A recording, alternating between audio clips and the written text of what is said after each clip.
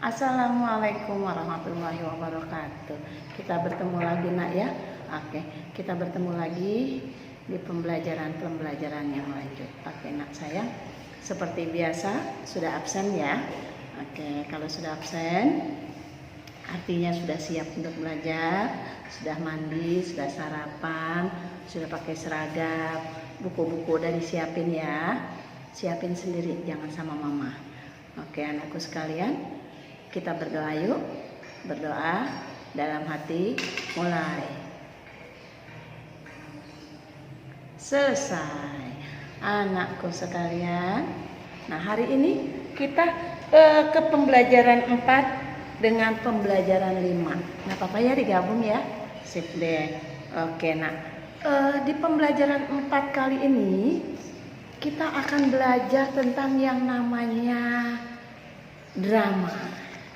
Apa sih itu Bu drama?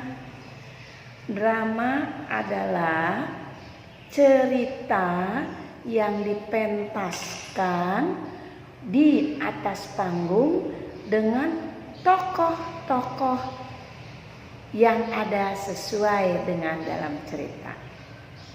Sebenarnya ibu pengen kita tuh bermain drama, ya, pengen dongeng ini kita jadikan drama ya, bermain peran. Nah, dongeng tentang bunga melati yang baik hati. Nanti dibaca ya.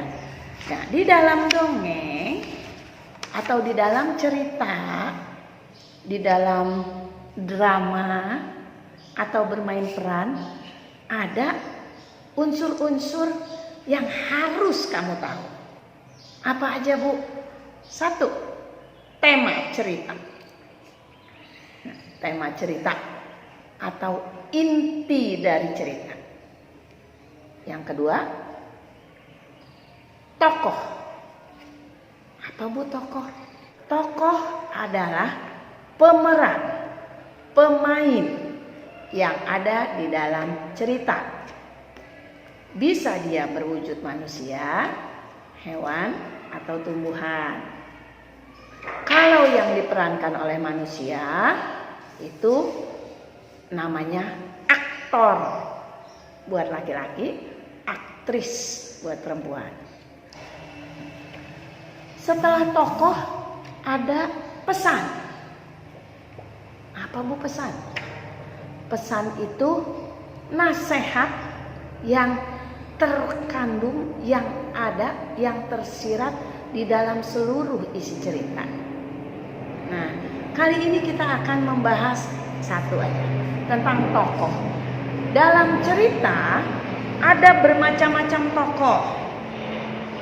Ada tokoh antagonis yang galak, yang jahat. Nah, ada tokoh protagonis. Itu yang lembut, penyayang, yang cengeng. Nah, itu disebut protagonis.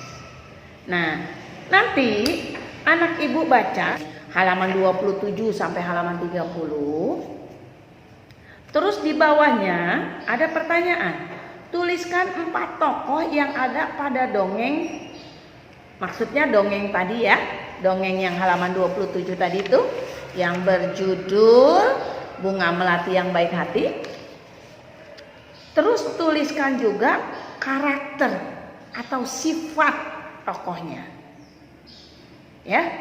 Nah, oke? Sip. Tugas pertama. Nah, anakku sekalian, masih ingat ya sifat pertukaran? Masih kan? Sifat pertukaran dalam penjumlahan. Nah, di halaman 40 itu ada soal cerita. Ya, soal cerita. Nah, contohnya ada di halaman 39. Ibu contohin dulu ya. Ada cerita begini. Dayu mengumpulkan biji kacang merah sebanyak 500 butir. Biji kacang merah itu ia letakkan pada kotak berwarna hijau. Siti mengumpulkan biji kacang merah sebanyak 610 butir. dan ia meletakkan pada kantong plastik. Berapa jumlah kacang merah Dayu dan Siti? Nah, jadi kacang merahnya Dayu sama Siti dijumlahkan. Gitu ya. Terus dilanjut ceritanya. Jika tempat penyimpanan kacang merah Dayu dan Siti ditukar, nah kalau tadi Dayu kotaknya warna hijau, Siti pakai kantong plastik, sekarang kita tukar. Nah, kira-kira tulisannya seperti apa ya? Nah, cerita yang pertama, Dayu pakai kotak hijau berisi 500. Siti menggunakan kantong plastik berisi 610. Jadi 500 ditambah 610. Terus dibalik, ditukar. Dayu pakai kantong plastik, Siti pakai kotak merah. Nah, yang angkanya Dayu pindahkan ke belakang. Angkanya Siti jadi ke depan. Jadi 500 ditambah 610 sama dengan 610 ditambah 500. Sudah? Oke. Berapa kira-kira isinya? Iya, betul. Isinya jadi 1110. Oke? Sip. Halaman 40 sampai halaman 42. Nomor 1 itu A, B, C. Nomor 2 A, B, C. Oh, jadi 6. Jadi ada 6 ya. Nanti tolong dikerjakan. Nah, jadi tugas hari ini cuma 2. Yang pertama, tugasnya menuliskan nama tokoh dan karakter dari cerita tentang Bunga Melati yang Baik Hati.